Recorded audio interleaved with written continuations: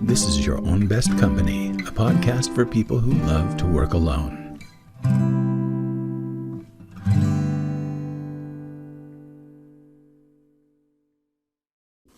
Hey there, everybody. Franklin Taggart here, and this is Your Own Best Company, a podcast for people who love working alone. And the person that I'm going to introduce you to today is Reuben Swartz. Reuben is someone that I met just recently. We were introduced by a friend in common. Hello, Cindy. How are you? Reuben is a very interesting guy and based in Austin, Texas area. Reuben is the founder of Mimiran, and it's spelled Mimiran if you can't see the screen where the website is listed. It is the fun anti-CRM he wishes he'd had when he was struggling to use the enterprise CRMs his Fortune 500 clients were using when he was a consultant. He's also the host and chief nerd on the Sales for Nerds podcast. As an introvert, he learned how to connect with people intentionally, so he actually enjoys picking up the phone and talking to people. Very, very cool. Well, welcome, Reuben. Thanks so much for having me. It's great to be here. I'm delighted to have you as a guest, and I'm really excited for people to know about your anti-CRM, Mimiran, and you gave a demonstration of it to me the other day, and it was just fascinating to see how you would put it together. Now, one of the things that I'm a little bit curious about is that there are a lot of CRM options out there. Why another one? Well, it's funny you say that because that's what I said. When I started this journey, it wasn't like you hear those stories in the business press about some entrepreneur has a flash of insight and sets out to fill a hole in the market. It was very much not like that at all. I just wanted to know if and when someone had read my frickin' proposals, because not knowing that led to a whole bunch of other problems down the line. So I built a tool for myself. It was never supposed to be for anybody else. It wasn't supposed to be a CRM, but I started telling people about it. And some of them were like, "Ooh, I'd like to have that. Can you let me have access?" So I sort of turned this tool that wasn't even a sales tool. It was more just a way to make my life a little easier into an app. And the idea was it would kind of plug into your CRM and do the things that you needed for a solopreneur that weren't really part of the CRM, but it wasn't supposed to be a CRM itself. It was just supposed to enhance it. So you could do things like get more leads off your website and automate the proposal process. And people kept saying, "Hey, Reuben, I love your stuff.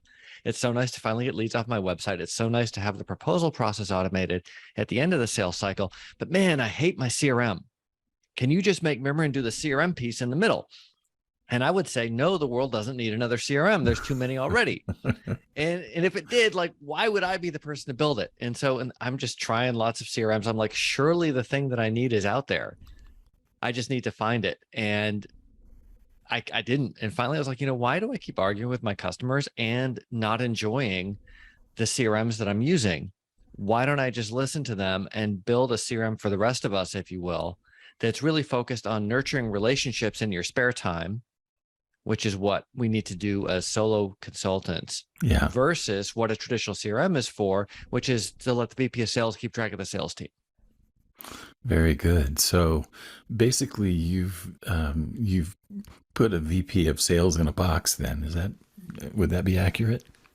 Well, I think one of the tricky things for the independents is we are the VP of sales and the sales rep and the VP of marketing and the marketing analyst, and obviously in charge of delivery and finance and all the millions of hats we wear. Yeah. So the thing that works for, I've got to keep track of my 5,000 person sales team spread across the globe, is very different than what's going to work for me if I am hoping I can do some business development in 3 hours of spare time this week, as long as I can make it so brain dead simple that when I switch into business development mode, I can actually do something effective, as opposed to what would happen to me when I was busy on projects and I would know I've got to keep up the business development work. Well, then, okay, I have some time for business development, but gosh, I'm exhausted. I'm not sure what to do next. So there's a lot of spinning of wheels instead of nurturing relationships. That's one of the things that I really appreciated about our conversation the other day was your emphasis on relationships and how that's really the thing that needs to be the priority here, and that the software really needs to serve that. And that was one of the things that I really appreciated about how you've created your software, is that is the value that is driving the work.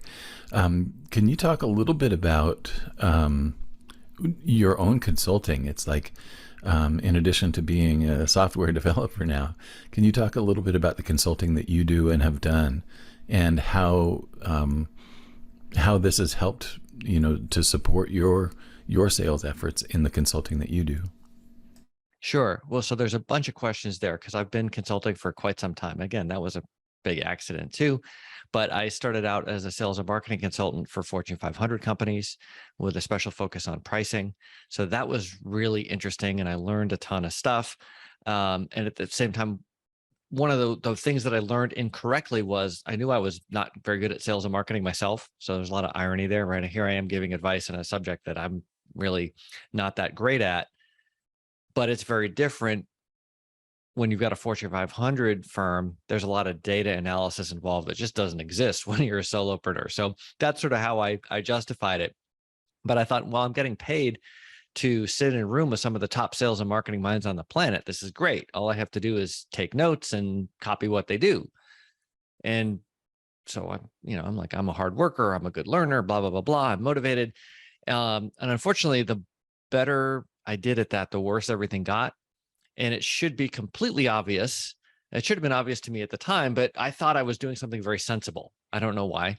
At the time, it seemed like it was the right thing to do. But what works for a Fortune 500 company with thousands of sales reps and billions of dollars of marketing budget is very different than what works for us solo folks who are doing business development in our spare time and on a relative shoestring. And a lot of it is we have to let ourselves be ourselves. We can't hide behind sort of this veil of corporate blandness. Like if you had gone to my website back in those days, it was trying to look like Deloitte or somebody like that, which made no sense, right? If you wanted Deloitte, this wasn't going to fool you. Yeah. But if you didn't want Deloitte, you'd go there and be like, oh, that's weird. I was told to check this guy out, but this looks kind of like Deloitte. I don't understand. And so that's one of the things that I help people with now. Like, so many folks are great at serving clients. Yeah. But then when you interact with them in person or online, they're like a spy. Like they're scared to let anybody know. They're undercover. Yeah. You have to know the secret code word to get access to their genius. And at the same time, they're saying, well, I don't want to be a spy. I want to get more leads. I want to get more clients. Well, let's stop acting like a spy and let's share what you're doing with the world. So a lot of what I end up doing now in a more consultative basis is, I like to say it's like just letting the world know how awesome you are, which is a pretty great job, really. Yeah, it's a wonderful job. Kind of like I had a vision of the Wizard of Oz as you were speaking there. He's like, pay no attention to the man behind the curtain. It's like, instead of a spy, it's like there's somebody back there who's pushing all the buttons to make it look like something that it's not. Except it's the opposite of the Wizard of Oz, because instead of projecting this awesome image that isn't deserved, they are actually awesome. And they're projecting this really boring, bland image that doesn't get them clients. Yeah, so let's switch that around, shall we? I wanted to ask you a little bit about the emphasis again on relationships, and did it take you some time to arrive at that understanding and conclusion? Well, pretty much any question you ask me, Franklin, did it take you some time to arrive at that understanding? The answer is yes. It took me way too long to arrive at that understanding. And this is one of those many questions. In fact, my whole mission here is to help other folks who are kind of in the boat that I was in to arrive at the understanding quicker and easier with less struggle than I did. So yeah, I'm an introverted techie. I had a bad image of what selling was all about, so I didn't like it. If I was in sales mode, I got all awkward and antsy, and I sort of forced myself to do it, which wasn't particularly effective. And I was also able to like automate a bunch of stuff. So, I'm going to just do a whole bunch of email marketing. This is great. I'll run some ads, get some leads, do some drip campaigns, whatever, right? I don't have to talk to anyone. It's perfect. except it's not. It's a disaster if you're actually in a relationship-driven business where you need to talk to people, because conversations are the building block of human relationships.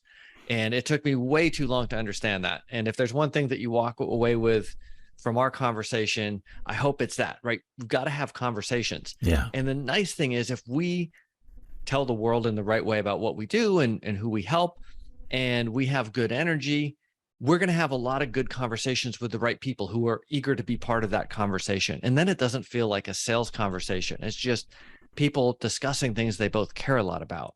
Yeah. How, I mean, how did you come up with the idea that, Mimiran needed to be something that was supportive of the relationships? Where did that come from? Well, I think I didn't want it to be that way, right? I wanted to just grab a CRM off the shelf and use that. And I couldn't find ones that did what I wanted. So there were a couple problems with the typical CRMs.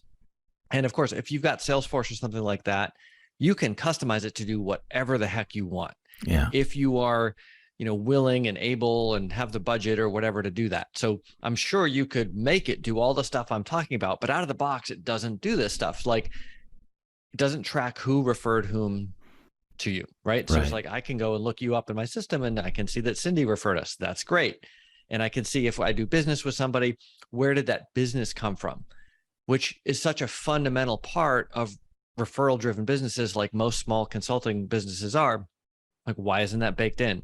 And then the other thing that was really driving me crazy was all of these tools would have like a next task date. Yeah. And, I'm pretty OCD, so I would usually fill that out, but sometimes I would forget. Sometimes I would just have too many browser tabs open and that would just get logged out. And then it was like, poof, this person is gone. Yeah. Right. In terms of my mental model of the world, because I'm relying on my CRM to tell me what to do. That's the whole point of it. So I thought, why don't we have the CRM make it really easy to basically do some of that memory stuff for us? So be able to say, hey, I want to talk to this kind of person every 14 days, this kind of person every 60 days, whatever it might be. And by default, have them in this sort of cadence. So nobody disappears unless I say, I don't want to talk to this person anymore. So even if I'm late, even if I call them 20 days later instead of 14 days, at least that happens versus not happening at all. Yeah. And then the other thing I had to do, so that was really helpful. It was like, okay, now I have a list of people and I don't forget anybody. Nobody falls off the plate, but how do I actually follow up with them?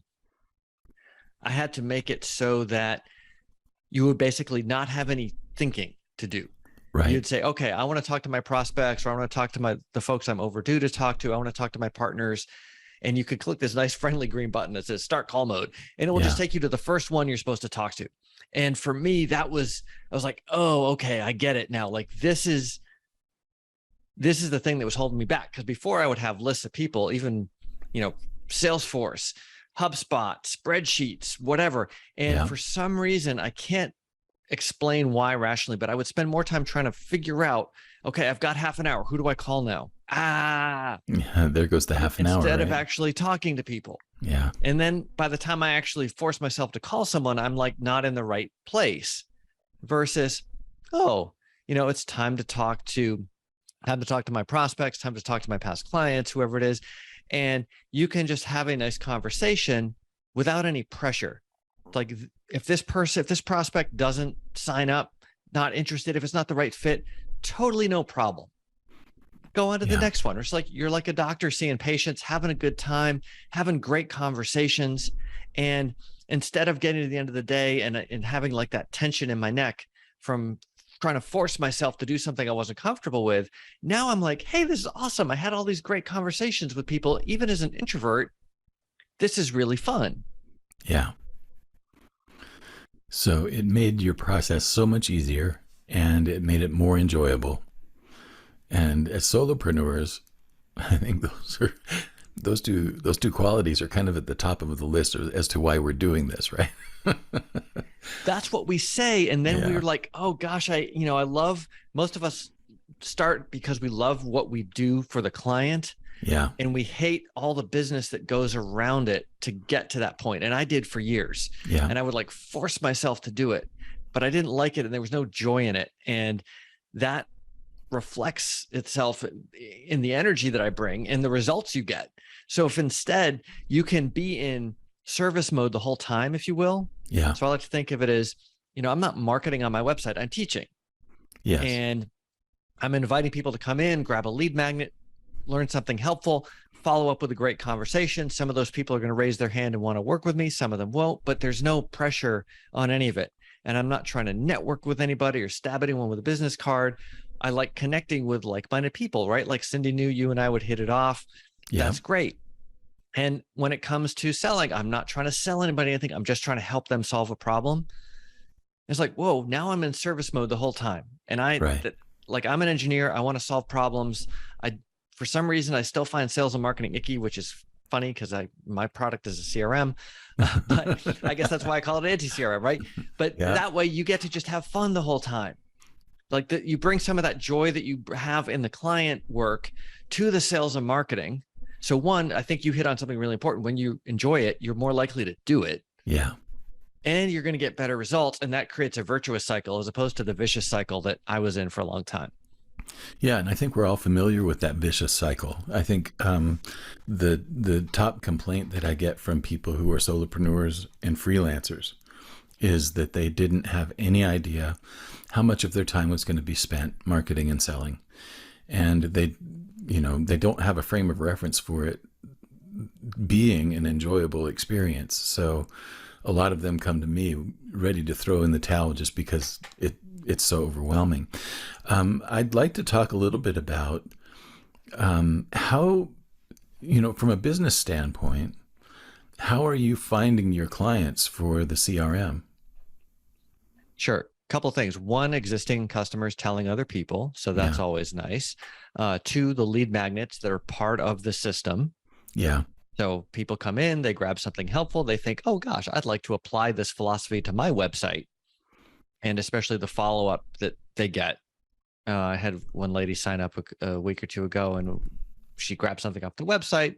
I called her, and she's like, hey, I heard you on a podcast, and I heard about how you do basically this conversation we're having right now. And she's like, I was really curious because that's what I'd like to do for my prospects. So thank you for showing me, and thank you for demonstrating via your call and your energy that it wasn't just something you said on a podcast. It's something you can actually do and enjoy, because I can tell you're having fun. That's what I want to do. Yeah. And then sort of at a more broad level, basically trying to connect with folks who are in the same circles as me, such as yourself, right? Like we help some of the same people in complementary ways. So going on your podcast, having you come on my podcast just to raise awareness. Yeah. Can you give us an example of the lead magnets that you offer? Sure. The most popular one that I offer is a fill in the blank proposal template. It's literally the proposal template that I use. Yeah. And I developed it over years after getting so frustrated because, as we said earlier, like my time to understanding is very, very slow. So like most people, when I started out, I was like, oh my gosh, someone asked for a proposal. What the heck do I do? And I Google proposal template, and I grabbed the first one I saw, and it was absolutely terrible and led me down all the wrong paths. And I see this mistake getting repeated again and again. So anyway, I have this fill in the blank proposal template that people really like. And that's my number one. But I think for most people, that's not going to be a relevant lead magnet. And that's partly why some of the stuff you talk about is so important. It's like, who do you help and what do you help them with? Yeah. So when you get really clear on that, really clear, like not everyone you could help, but who you would ideally like to help and what you help them with, then you basically write the lead magnet to help them solve that freaking problem before they even talk to you. And so that's going to vary for everybody, and you can have more than one, but start with one. Like start with that one ideal client profile, the one problem you're going to help them solve, create a lead magnet that shows them how to solve that. And that's going to be, there's nothing more powerful you can do with your website than that. So once the person has taken the lead magnet from you, what happens next? Sure. So when people hear the word lead magnet, usually you think of a PDF, because that's kind of what HubSpot popularized. And it drives me nuts because one, I'm usually when I'm in that mode of just doing random research and I want to grab this thing off someone's website, I'm usually on my phone. Yeah. And then I'm trying to pinch and zoom around this PDF. And I'm like, I know some marketing team or some consultant paid a designer so much money to like make this thing look beautiful. If I ever printed it out, which I will never do. Yeah. Meantime, I often get frustrated. Don't even read it because it's on the phone. So the idea is you have this online content. So not only will it look good on the phone, but you can do things like put video in there. Yeah. So you can really personalize it, help accelerate that relationship by putting you in there talking to somebody about the problem or just about why it's important to you, or if you've got pre-existing training or whatever. You can even put form fields in there. But most importantly, not just when somebody requests it, if they go back and read it again tomorrow or next week or what have you. The idea being that for our tribe, they're not dealing with a huge avalanche of leads. Yeah. They're dealing with a relatively small number of leads, but each one could be really valuable if you can have a conversation. So it all comes back to, how do we have conversations with people? Getting those additional notifications dramatically increases your odds of being able to connect with someone at the right time. Yeah. I'm curious. Are you getting into the conversation stage immediately following the lead magnet? Sometimes, absolutely. Yeah. Right. Because that's usually the biggest challenge for people, is that it usually takes some time for people to, go from awareness to being ready for that first conversation. I'm really curious about how you'd facilitate that. Well, I think you're right. And there are different people at different stages of the buying process. Yeah. And in an ideal world, you might have different lead magnets for those different steps of the journey. Yeah. But let's assume that we're just talking about your one lead magnet to solve your problem for your one ideal prospect profile. When somebody requests that and you get the notification, I've been very pleasantly surprised about how many people leave a phone number and are very happy to get a call back. So the first thing is, we have to be in the mindset that our lead magnet is unlikely to do as helpful as it is. It's not going to do all the work for us. Yeah. Right. The amount of people who are going to pick up the phone and call us is relatively low, but the number of people who are going to be happy to get a call that's not a sales call, it's a discussion of their big problem with the expert who is great at that problem, that's a lot higher. Yeah. So the main thing is, you got to be in that mindset. Okay, someone got a lead magnet from me. Let me give them a call. And I'm not trying to close them, I'm trying to open a relationship, have a conversation about something that I love talking about. Right. So that shouldn't be hard, that they want to know about. Right. So you've got a place where you can connect with them that's, not all about the sale all the time. It's all focused on them, right? Part of it is the website, and the lead magnet is not, I'm so smart. It's, here's how we're going to solve your problem, right? That's what they're interested in when they come to your site. And then the same thing with a conversation, like, oh, what have you tried before? For example, my proposal template. How does this compare with how you do proposals today? What's different? What questions do you have? What do you think will work great? What do you think is going to be problematic for you? Right? There's no pitch. Yeah. It's just stuff I like to talk about, stuff they want to hear about. And then back to your original point, right? Some people are going to be like, oh my gosh, this is great. I need to solve this right now. How do I work with you? And some people are going to be like, that's interesting. I'm busy. I'm going to take a look at this in the next month or two. That's fine. Or, you know what? I don't like your philosophy at all. This is crap. That's a really useful conversation. Yeah, it is. And we feel bad, like, oh no, I need to make it less offensive to these people. Now, if you're doing something that is wrong or actually offensive, you should fix that. But if you have an opinion that you believe in strongly that they disagree with, that's great. Yeah. Right. Because otherwise you're going to waste a bunch of time trying to convince somebody who isn't really a good fit for you, and heaven forbid you succeed and get them as a client. That's when the real trouble starts. Right. Yeah. So I always tell people, like, have an opinion. If you and I are hanging out and you're several drinks in, you're not going to hold back when I say something really dumb about your area of expertise. Yeah. Right. I'm not saying you should act drunk on your website, but like, you got to have, I think of it as a magnet. You have to dial up the power of the magnet. Yeah. And the attractive and repulsive poles are of equal strength. That appeals to me just from a human standpoint. Right? Yeah. It's like all of a sudden we're not talking about a funnel or a process or tactical, strategy or anything like that. It's just simply two humans that are having a connection with each other. What's happening with the CRM as all of this is going on? You mean, what is the CRM doing to facilitate this? So the first thing is you can plug the lead capture capability into your website, and it will show up as a call to action button, not a form, because Right. buyers tend to we all sort of skim websites, so we tend to skip over forms. Yeah. And you can do some other fancy stuff with that to have it prompt you if they've been on the page for a minute or whatever. But the idea is we're going to have something that if they're on that page, whether it's your homepage or a blog post about a particular subject or whatever, the natural next step for your ideal client is they're going to be very interested in clicking this button to get to what's inside, because we're just being helpful, right? We're not trying to trick anybody. Yeah. We're just trying to say, hey, if you're really interested in the subject, here's the natural next thing you would do. They enter their info. I usually just ask for an email and an optional phone number. Yeah. I can fill in the rest of it manually. But I'd rather have more people in than scare people off.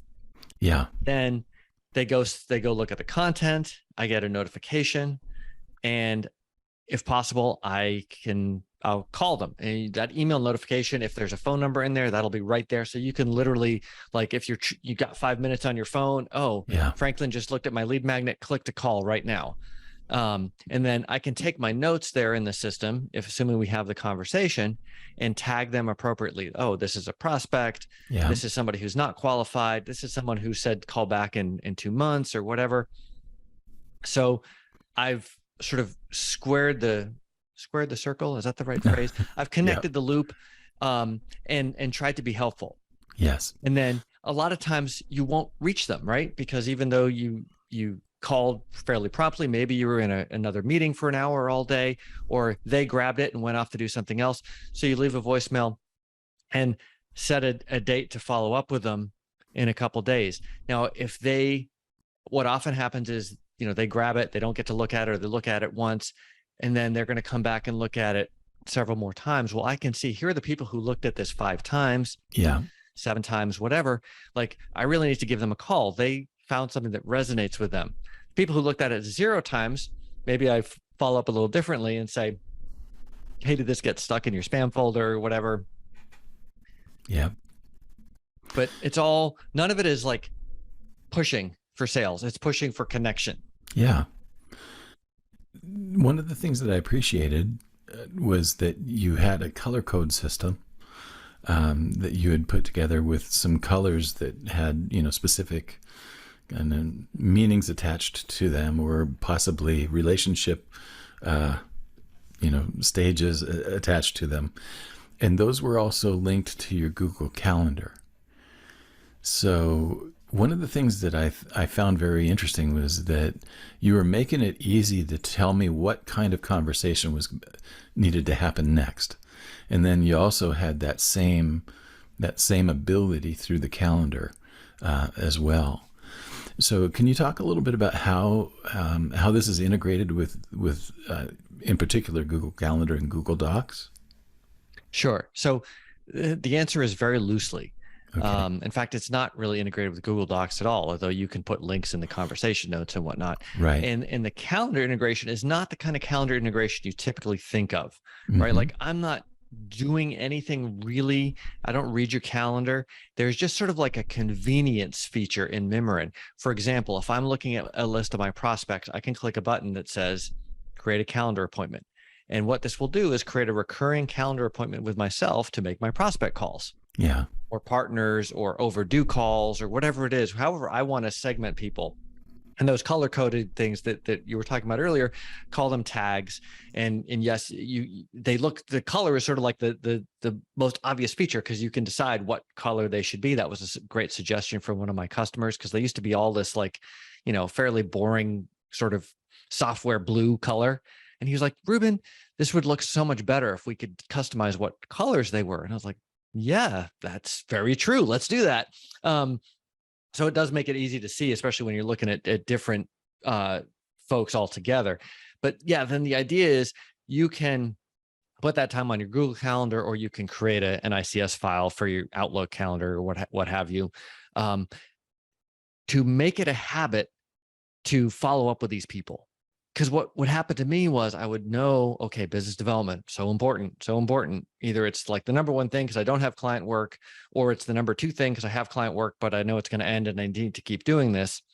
But like I said earlier, I would sort of like get all wrapped up in what I should be doing instead of preemptively putting time aside on my calendar saying, hey, I'm going to follow up with my prospects. I'm going to follow up with my partners.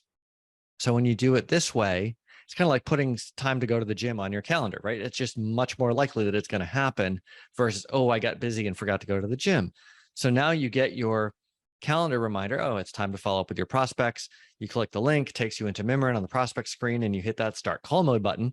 And then boom, there's your first prospect you're supposed to talk to. Click call, have the call, take your notes, save, go to the next one, go to the next one, go to the next one. You don't have to think. And as an overthinker, I can't tell you how helpful it is to have things remove thought from the, like I usually one of those power user engineer type people is like, I want all the controls and options. No, I just want to focus. Right now it's time to talk to Franklin, right? Like this page all about Franklin. I don't have to think about anything, just have the conversation. And that it's really been life-changing. I can only imagine that it's been life-changing. I think it's really fascinating to hear you talk about it, and the enthusiasm and the energy that you have as you describe how it works is just infectious. I want to make sure that we tell people where they can find out more information about Mimiran if they are now as intrigued as I suspect that they are. Oh, awesome. Thanks. Yeah, you can go learn more at mimiran.com, mimiran.com. And you can get those lead magnets like the proposal template and lists of lead magnet ideas and questions to ask during the sales process and so on. And of course, you can also start a free trial of the software. So Reuben, the other thing that we need to spend some time talking about is your podcast, Sales for Nerds. Now, one of the things that I appreciate is that you're offering a program. I've had a chance to listen to only a couple of episodes, but you're offering a program that is for people who tend not to naturally gravitate towards sales in their professional life. Can you talk a little bit about where the vision for this program came from? Well, there's probably folks are detecting a pattern right now, which is that I'm very poor at long-term strategic planning, and I can only sort of tie the dots back in retrospect. Yeah. Because what I noticed happening was after I sort of deprogrammed myself from some of my corporate sales and marketing learning and things got easier, I would sometimes work with small business owners in between these big projects. And I really liked it because it was like I could change someone's life in an afternoon. Right? Like they could sometimes go out and they would be able to charge 30% more the next day. And I'd get like a thank you, like, hey, sitting on my new deck, couldn't have done it without that price increase or something like that. Right. Versus the corporate stuff where millions of dollars would be made. Yeah. But a lot of it was sort of like sit there in a PowerPoint for years and, and then be a reorg and whatever. So it was really satisfying getting to work with those smaller business owners. And after a while, I was like, oh, I actually I've learned some helpful things, right? I'm not just for the corporate folks. I can actually help some of these small business owners too. And people would say, oh, I heard from so-and-so that we should get coffee. Can I pick your brain for a little bit? And I wanted to be helpful because I really like empathize with these folks who were going through that same journey that I was. But at the same time, I thought this is not a great use of my time. I'm getting a lot of the same questions again and again. I should just write them down in a book. Yeah. And then I was like, well, that seems like an awful lot of work. I don't want to do that. So let me have a podcast. And then not only can I talk about stuff and not write a book, I can get other people to come join me and share their wisdom. And that'll be fun too. And then I thought, I'm not super clever, but what if I just bring a bottle of wine to people and we share the wine and have the interview? And I was like, yeah, why not? Right? It's my podcast. I could do what I want. And of course, you won't be surprised to hear where this is going. I had this idea. People were kind of enthusiastic, like, Reuben, you got to do this. Yeah. 6 months later, I hadn't invited a single guest because I was overthinking it. Okay. And I was like, okay, I just hit the 6-month mark. This is ridiculous. So I emailed Jason Cohen at WP Engine, right, where I host my website. Yeah. He's a great Austin entrepreneur, has started several companies, runs a great blog. I've heard him talk. He's like one of those people you just want to have on the show. And I was like, hey, all that stuff I said, and I'm a customer and this and that. And, I have this idea where I bring a bottle of wine and we do a podcast interview for a podcast called Solopreneurs. What do you think? Blah, blah, blah. More kissing up. And he wrote back, you had me at wine. Here's a link to my calendar. Awesome. And I thought, oh, this is really fun. Right. And then I just went and talked to Jason for a couple hours. And the only reason we stopped is because we ran out of wine. And, I just said, hey, Jason Cohen, do you have a couple hours that I can just like talk to you about sales and marketing? He's going to be like, no, I'm super busy. But you show up with a bottle of wine to say it's a podcast, and suddenly people have a lot of fun with it. And it's been a great experience. And I will say, I've had some authors on here who are like, Reuben, when is Solopreneurs, the book, coming out? And I have made terrifyingly little progress on that. But well, start with transcriptions from your shows, and you'll be amazed at what you find there. There you go. All right. Well, Reuben, this has been a wonderful conversation, and I loved hearing about the CRM and about your podcast. I'm going to remind people again, the podcast is called Sales for Nerds. You can find it at the podcast channel that you listen to most. And then you also can find out more about Mimiran, the Anti-CRM, at mimiran.com, Mimiran.com. Reuben Swartz has been my guest today. Reuben, thank you so much. Thanks so much for having me. And for folks who are interested in checking out Sales for Nerds, note that Franklin will be an upcoming guest. I am totally excited about it too. Thanks again, Reuben. Thanks for listening to Your Own Best Company. If you enjoyed the show, would you do me a favor and subscribe on YouTube, Spotify, Apple Podcasts, or your favorite podcast host? If you really love it, leave me a review or share it with your circles. If you feel like your career is reaching a dead end, or you're feeling a deep sense of dissatisfaction in your work right now, I help people discover their gifts and then find or create new opportunities that are the best fit for their talent, experience, and lifestyle. Email me at coaching@franklintaggart.com for more information. I also help people start, finish, and launch creative projects, and I offer an ongoing marketing mastermind for solopreneurs and freelancers. More information on these programs and services can be found at franklintaggart.com. Thanks again for spending this time with me.